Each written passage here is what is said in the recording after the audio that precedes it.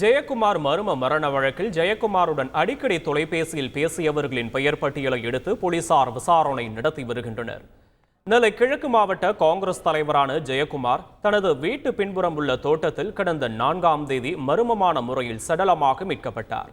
ஜெயக்குமாரின் மரணம் கொலையா தற்கொலையா என சந்தேகம் நீடிக்கும் நிலையில் இதுகுறித்து 10 தனிப்படைகள் அமைத்து போலீசார் விசாரணை நடத்தி வருகின்றனர்.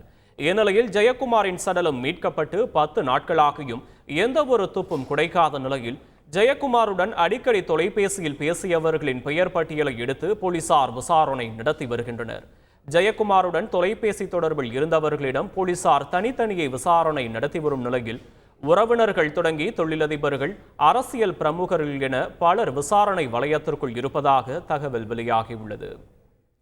காங்கிரஸ் பிரமுகர் ஜெயக்குமார் மரணம் கொலையா தற்கொலையா என்ற மர்மம் இன்று வரை நீடித்து வரும் நிலையில் நெல்லை சரக டிஐஜி தலைமையில் போலீசார் அவசர ஆலோசனையில் ஈடுபட்டனர். ஜெயக்குமாரின் எரிந்த உடல் எலும்புகள் ஆய்வக சோதனைக்கு அனுப்பப்பட்டுள்ள நிலையில் அதன் முடிவுகள் வெளியாக உள்ளது.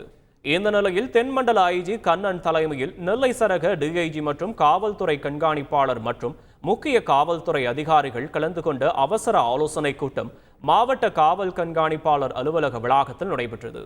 இந்த விவகாரத்தில் இதுவரை கிடைத்த ஆவணங்களின் அடிப்படையிலும் அவரது குடும்ப உறுப்பினர்கள் உள்ளிட்டோரின் விசாரிக்கப்பட்ட சாட்சிகளின் அடிப்படையிலும் அடுத்த கட்ட நடவடிக்கை இருக்கும் என சொல்லப்படுகிறது. செய்திகளை உடனுக்குடன் தெரிந்து கொள்ள உடனே சப்ஸ்கிரைப் பண்ணுங்க.